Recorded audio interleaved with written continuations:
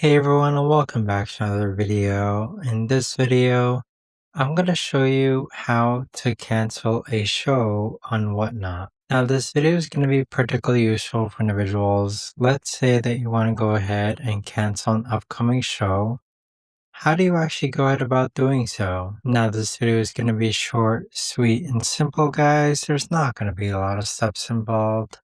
Now, in order to do this, what you're first going to do is go into Whatnot, then click on Seller Hub on the bottom middle hand side, and then click on your upcoming show. Next, click on More on the right hand side, then click on Cancel Show. But that right there, guys, is the best and easiest way that I know of to actually go ahead and cancel your show on Whatnot. If you guys know of a better or easier way to actually do this, let me know in the comments down below. I would love to know. Thanks so much for watching everyone, and I'll see you guys all in the next video.